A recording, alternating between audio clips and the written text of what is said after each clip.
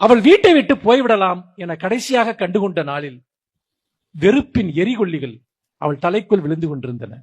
நம்ம வீட்டை விட்டு போயிடணும்னு ஒரு தடவை கூட நினைக்காத ஒரு பொண்ணு கூட கிடையாது. இங்க இருந்து போயிடணும், இங்க இருக்கவே கூடாது அப்படின்ட்டு. எல்லா வயசுலயும் பொண்ணுங்களுக்கு இந்த உணர்வு வரும், போக முடியாது, ஆனால் அடிக்கடி தோடும் இங்கிருந்து போயிடணும் அப்படின்ட்டு. அவள் வீட்டை விட்டு போய்விடலாம் என கடைசியாக கண்டுகொண்ட நாளில் வெறுப்பின் எரிகொல்லிகள் அவள் தலைக்குள் விழுந்து கொண்டிருந்தன. இன்றைக்கு போகாவிட்டால் என்றைக்குமே நாம் போக முடியாது என்று புரிந்து கொண்ட கணத்தில் கைப்பையை எடுத்துக்கொண்டு தலைமுடியை கையால் ஒதுக்கிக் கொண்டு அழுத கண்களை துடைத்துக் கொள்ள நேரம் இல்லாமல் படிகளில் இறங்கி நடந்தாள்.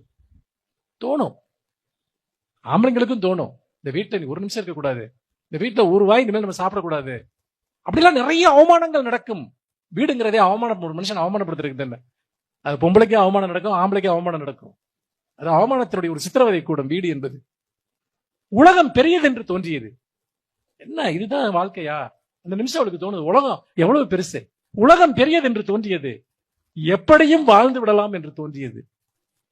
தனது என்று இதுவரை நம்பிய இந்த வீட்டிற்கு வெளியே எத்தனை எத்தனை கோடி மக்கள் வாழ்கிறார்கள் என்பதை நினைத்த போது அது அவளுக்கு அவள் முடிவின் மீது ஒரு தன்னம்பிக்கையை ஏற்படுத்தியது.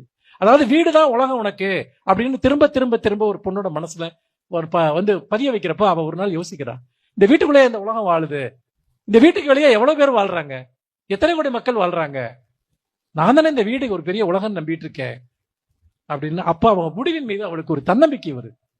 3வது படியில் இறங்கும் போதுதான் யோசித்தால் தன்னிடம் ஒரு 100 ரூபாய் கூட இல்லை என்பதை.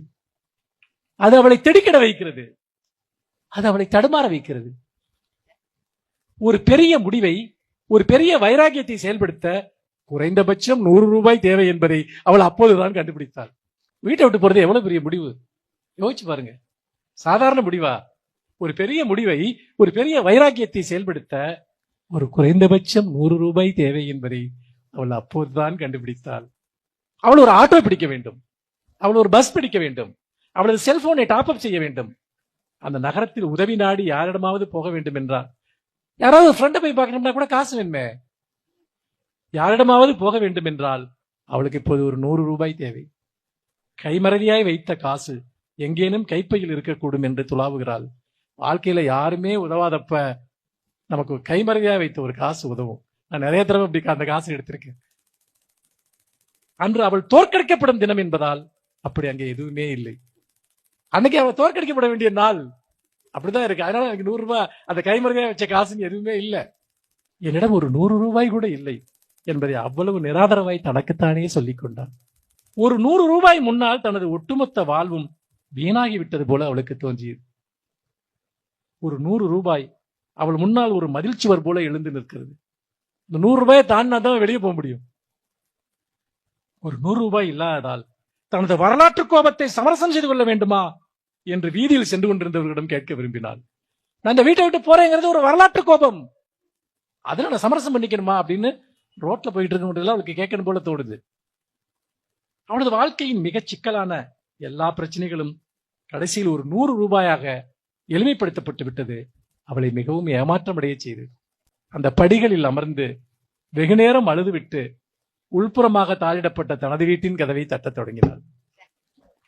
அவன் கதவை உள்ள தாப்பா போட்டுக்கிட்டான். அவன் யாரா வேணா இருக்கலாம். பெண்களினுடைய பொருளாதார சுதந்திரம் என்பது, ஒரு பெண் எதற்காக வேலைக்கு செல்கிறாள்?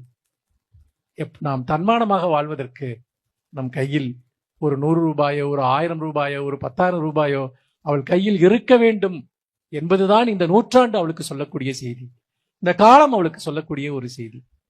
1 ரூபாய்க்கு கூட ஆண்களை சார்ந்து வாழக்கூடிய பெண்கள் பெரும்பகுதி இந்த சமூகத்தில் இன்னும் இருக்கிறார்கள். அப்படி பார்க்கிற போது இது போன்ற நீங்கள் ஒரு 50 வருடங்களுக்கு முன்பு எழுதப்பட்ட கதைகள், கவிதைகளை எல்லாம் நீங்கள் பார்த்தீர்கள் என்று சொன்னால், இந்த பொருளாதார சுதந்திரம் இல்லாத காரணத்தினால் பெண்கள் எந்த அளவிற்கு தங்கள் வாழ்க்கையை சுருக்கிக் கொண்டார்கள், தங்களை தாங்களே ஒடுக்கிக் கொண்டார்கள் என்பதற்கு ஏராளமான பதிவுகள் இருக்கின்றன.